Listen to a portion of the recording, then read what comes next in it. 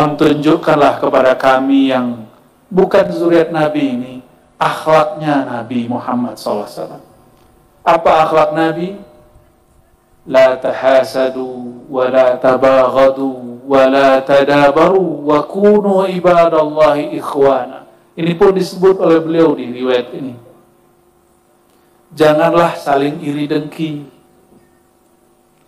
Janganlah tabaghadu, saling menyulut kemarahan atau memancing marah atau jadi provokator orang marah. Sekarang bikin marah orang gampang Pak Kiai. Kalau dulu orangnya didatangi.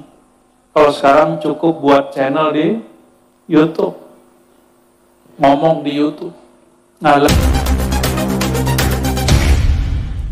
Beliau ini ditulis pakai menyebutkan silsilah sanad hadis. Ternyata beliau ini zuriat Nabi SAW. Ini yang lagi ramai sekarang ini ya. Jalurnya cuma bukan jalur yang ditulis, yang dipakai oleh Rabithah Alawiyah. Jalur Ba'alawi. Jadi beliau ini jalurnya melalui As-Sayyid Ali Ar-Ridha, dari ayahnya Musa Al-Qazim, dari Ja'far Shadiq sampai kepada Rasulullah SAW. Jalur ini juga jalur yang dipakai merupakan nasab sebagian Wali Songo. Jadi Wali Songo ada yang melalui Musa Al-Qazim. Ya. Kalau yang lain mungkin jalur yang lain. Ya. Nah, maka saudara-saudaraku yang sedang ribut berbicara nasab, saran kami Al-Fakir, kalau pantas didengar, Wali Songo dan zuriatnya adalah zuriat Nabi Sallallahu Alaihi Wasallam. Sadah Ba'alawi yang nama-nama mereka tertulis dalam Rabithah Alawiyah pun juga zuriat Nabi Sallallahu Alaihi Wasallam. Mohon tunjukkanlah kepada kami yang bukan zuriat Nabi ini, akhlaknya Nabi Muhammad SAW. Apa akhlak Nabi? La tahasadu, wa la tabaghadu, wa la tadabaru, wa kunu ibadallahi ikhwana. Ini pun disebut oleh beliau di riwayat ini. Janganlah saling iri dengki. Janganlah tabaghadu, saling menyulut kemarahan atau memancing marah atau jadi provokator orang marah. Sekarang bikin marah orang gampang Pak Kiai. Kalau dulu orangnya didatangi. Kalau sekarang cukup buat channel di YouTube. Ngomong di YouTube. La tabaghadu, jangan menyulut kemarahan orang. Wala tadabaru, ini wala tadabaru, jangan saling membuang muka. Apa kata Sidi Ahmad Rifai, zuriat Nabi SAW? Nama beliau juga nggak tertulis di Rabithah Alawiyah. Dan zuriatnya banyak. Saya ketemu di Banjar, ketemu di Bandung, dan mereka nggak marah namanya nggak ditulis di Rabithah Alawiyah. Wajar kan, bukan Alawi. Ya. Apa kata beliau? Wali Qutub di zamannya, la tahasadu, jangan saling iri dengki.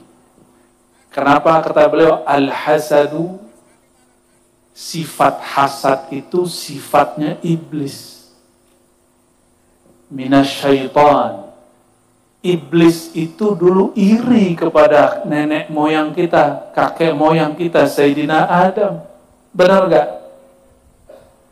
Maka orang yang iri dengki, apakah urusan jabatan, popularitas, termasuk nasab, ini termasuk orang yang terpancing oleh sifat-sifat iblisiah. Orang yang hasad bukan iblis, bukan setan, tapi dia kerasukan sifat iblis.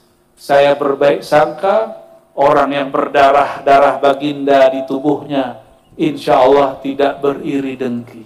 Amin. Ya. Tunjukkan kepada kami akhlak ini.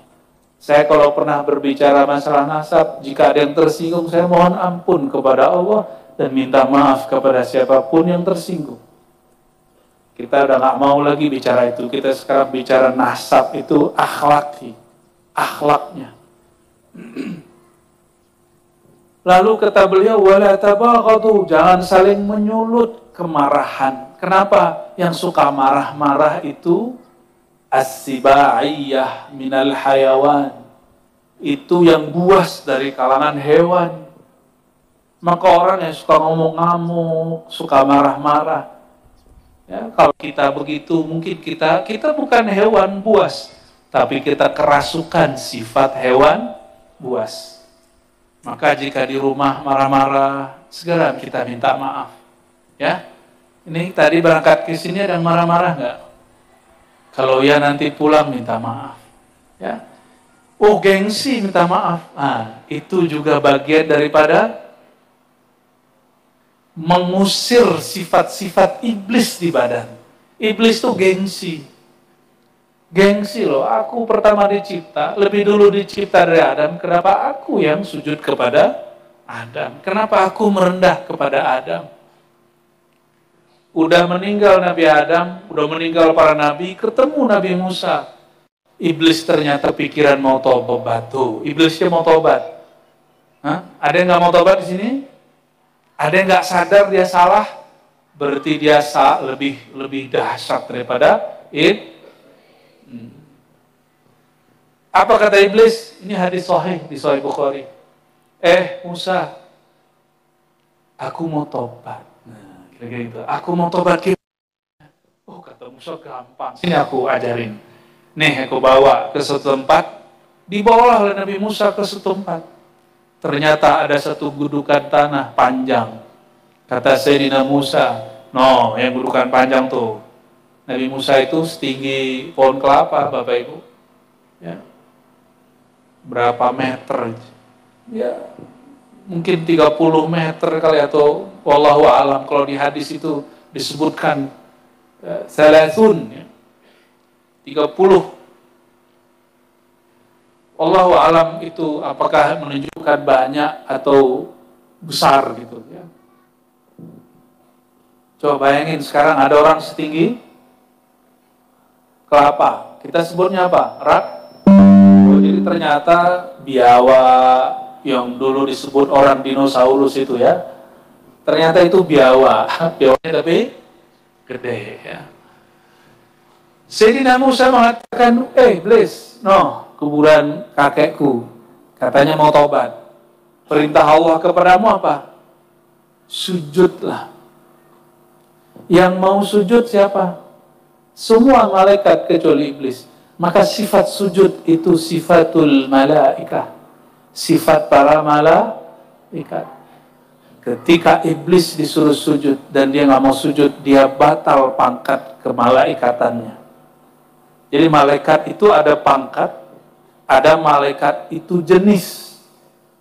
Sama, syaitan itu ada yang pangkat, ada yang jenis.